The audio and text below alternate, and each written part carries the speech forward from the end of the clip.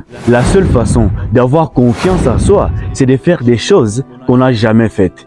Salut à toi, j'espère que tu te portes super bien et bienvenue dans cette vidéo. Aujourd'hui, j'aimerais bien qu'on parle sur un sujet qui m'intrigue vraiment, la confiance en soi. Il n'y a pas longtemps, j'ai participé dans une cérémonie et boum, il y a un ami qui débarque et du coup il me dit « Eh mec, tu peux me rendre un service ?» Je dis « C'est quoi le souci ?» Il me dit « L'animateur, le maître des cérémonies qui était programmé pour aujourd'hui vient de connaître un accident. Cela étant, nous savons que tu es capable de combler cette absence. Et parce que nous avons confiance en toi et nous savons que tu peux le faire parce que tu es aussi le meilleur. » Il m'a donné le micro, il m'a dit « Monsieur, tu peux monter au podium pour commencer la cérémonie. Je sais que tu peux le faire. » Et moi, du coup, je me dis, mais quand même, ce mec, il doit être fou pour me dire ça.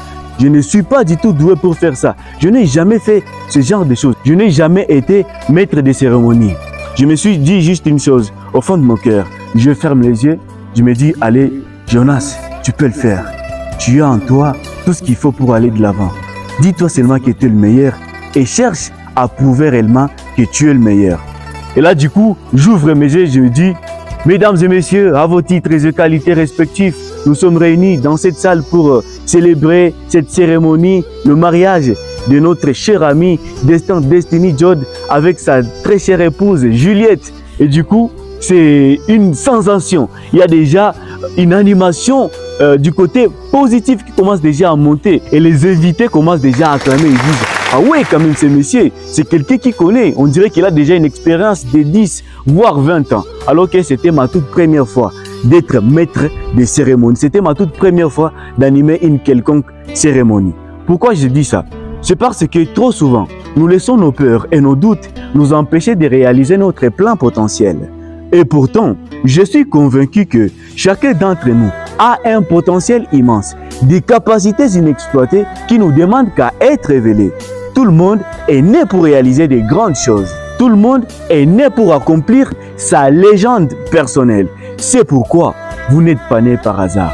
Ta présence signifie énormément de choses. Ce n'est pas pour rien que tu sois là. Absolument pas. Il y a forcément une raison que tu sois là. Je me rappelle bien, quand j'étais encore à l'école secondaire, j'aimais trop le football.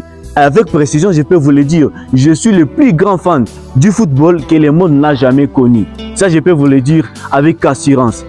Eh bien, quand on partait sur les terrains de jeu pour faire les entraînements par-ci par-là, il y a toujours les amis qui ne croyaient pas à moi, qui me disaient, allez mec, t'es gros, tu peux même pas courir 1 kilomètre. Qu'est-ce que tu vas faire sur les terrains de jeu? Même tu ne sais pas jongler.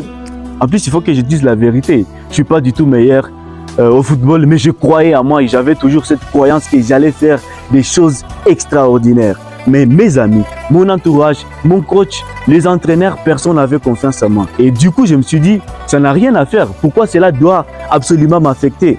J'ai confiance en moi. Je dois surmonter mes peurs dans le but de produire aussi un travail efficace. Et du coup, après 4 matchs, j'étais toujours sur le banc de touche. Je jouais absolument pas aucune des minutes. Lors de la toute dernière rencontre, parce que c'était un match de la demi-finale, et il y a un joueur qui sort sur blessure. C'était vers les 70e minutes de jeu comme ça. J'entre sur le terrain avec une motivation, avec détermination, avec courage, parce que j'avais un objectif de changer la sensation du terrain, de changer toute situation, de modifier, de marquer peut-être 2, 3, voire 4 buts, parce que j'avais une motivation supérieure. En tout cas, ouais, j'avais une motivation supérieure. Et là, du coup, j'entre au terrain. Je commence déjà à faire quelque chose d'extraordinaire. Après quelques 10 petites minutes, passe décisive, boum, c'est le but. Mais du coup, je dis, waouh, je viens de réaliser mon rêve.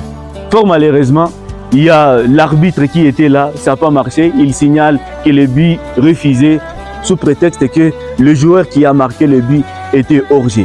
Et du coup, le match s'est terminé par là. Nous avons été éliminés. C'était le moment le plus difficile pour moi. Je voulais qualifier mon équipe. Je voulais prouver de quoi j'étais le meilleur. Mais fort malheureusement, je ne suis pas arrivé. Bien que mes amis, mes coéquipiers, mon coach, les professeurs, certains élèves aussi ne croyaient pas en moi. Et j'avais toujours cette sensation que je vais gagner, je vais remporter, je vais changer la situation. Parce que je me disais au fond de moi que je suis le meilleur et que je cherchais toujours à prouver réellement que j'étais le meilleur. Je me rappelle bien, lors d'une interview, on pose la question à Cristiano Ronaldo.